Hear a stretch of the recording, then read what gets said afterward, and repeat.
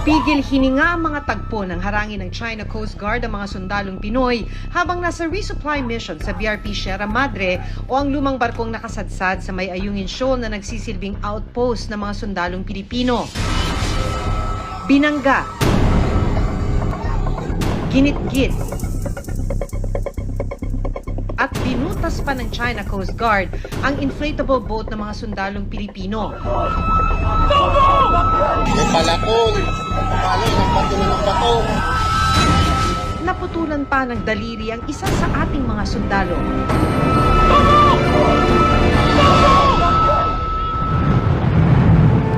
Wala.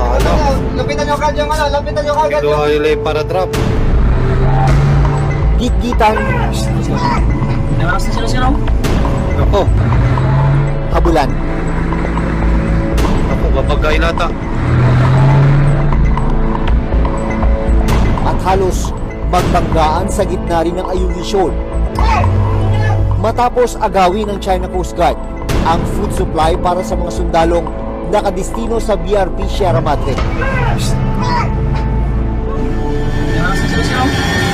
Ako, sa bahura, babagayin kayo. Bahura lang kayo, bahura. Sa bahura. At nang bakuhan na ng China Coast Guard ang mga food supply, itinapon pa nila ito sa dagat.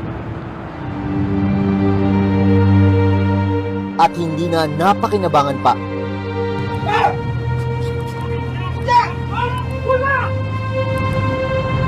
Nito lang May 19, nagpatuloy ang pangaharas ng China Coast Guard sa mga sundalong Pilipino.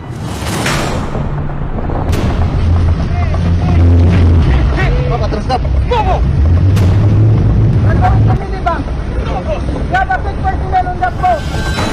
Sa videong ito, makikita ang pagbangga ng China Coast Guard sa rubber boat ng Philippine Coast Guard sa kalagitnaan ng isang medical evacuation mission. Kinakailangan kasing respondihan ng isang sundalong may sakit sa BRP Sierra Madre. Nag-dangerous maneuver din ang malalaki nilang barko sa kalagitnaan ng pagsagip sa Pinoy na sundalo.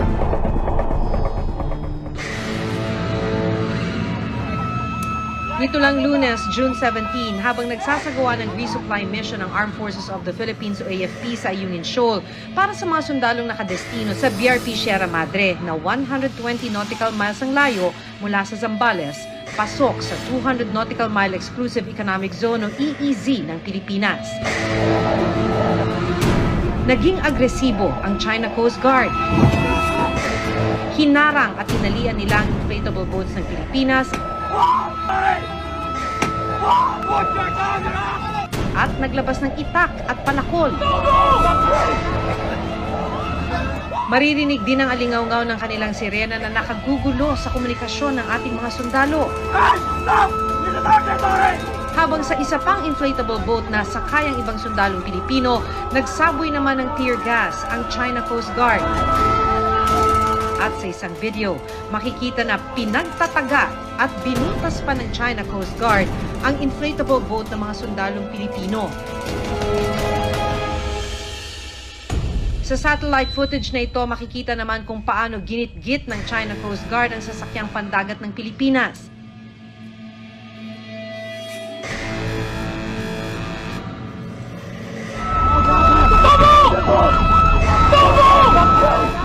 Pitong Pilipinong sundalo ang nasaktan, kabilang ang isang sundalo na naputulan ng daliri sa gitna ng engkwentro.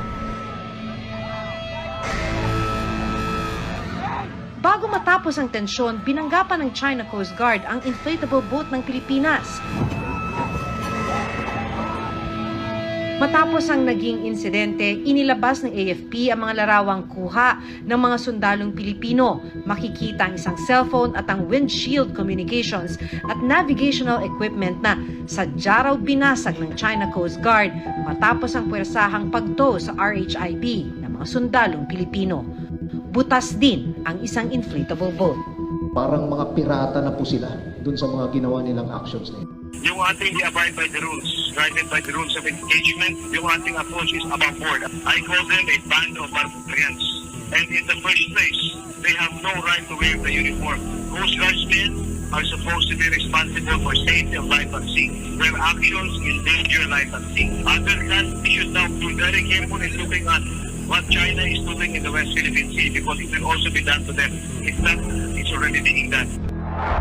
Sa statement na inilabas naman ng China, Pilipinas daw ang nagbangga ng Chinese ships habang nagdadala ng building materials at armas sa Ayungin Shoal. Ipinunto rin ng China ang pambubuhos ng tubig at pambabato raw ng mga Pilipinong sundalo sa kanila dahilan para mas lumala raw ang tensyon at naglagay raw sa kanila sa peligro. Nito lang May 19, nag-airdrop ng food supplies ang Philippine Army para sa mga sundalong nakaposte sa BRP Sierra Madre sa Ayungin Shoal. Ang pag-airdrop lang ang tanging paraan para mapadalhan ng pagkain at iba pang mahahalagang supplies ang mga sundalong naka-assign dito. Pero nang mahulog sa dagat ang ilan sa food supplies, sumugod ang ilang rubber boats ng China Coast Guard para agawin ito. Wala. Lapitan nyo agad yung lapitan nyo agad Kinuha nila yung para drop. yung item agad, lapitan nyo yung item. Naghabulan ng 2 rubber boats ng Pilipinas at 2 mas malaking rubber boats ng China. Ako, mabangga nata.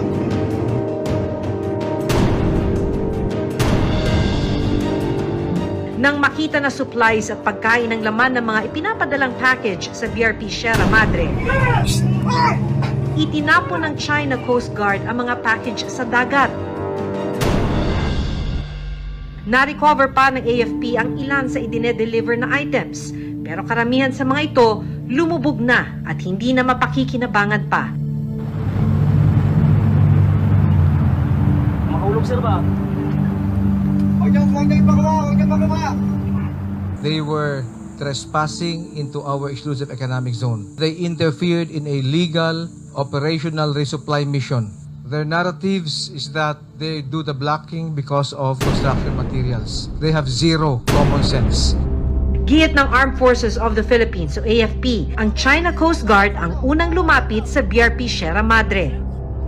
At wala rin daw katotohanan ng ipinapakalat na impormasyon ng China na nanutok ng baril ang mga Pilipinong sundalo sa kanilang mga Coast Guard. Binabas lang nila just to get ready in case something happens na dahil napakalapit na no. Kinuha nila yung para drop. Hindi lang mga supply ang pinupuntirya ng China Coast Guard.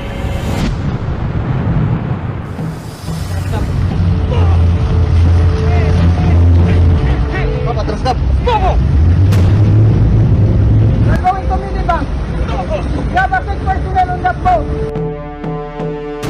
Hinarang at binangga din ng China Coast Guard ang rigid hull inflatable boat ng Philippine Navy na nagsasagawa ng medical evacuation para sa isang sundalong naka-duty sa BRP Sierra Madre na may sakit noon. Ayon sa Philippine Coast Guard, excessive deployment ang ginawa ng China nang maglabas ito ng 2 Coast Guard vessels, 2 maliit na bangka at 2 rubber boat laban sa nag-iisang inflatable boat ng Philippine Navy. Dahil sa insidente, kinabukasan na raw nadala ang may sakit na sundalo sa ospital sa Palawan. If there was an incident that ended up killing a Filipino serviceman, that would certainly increase the level of response. And if a Filipino citizen is killed by a willful act, that is what we define as an act of war.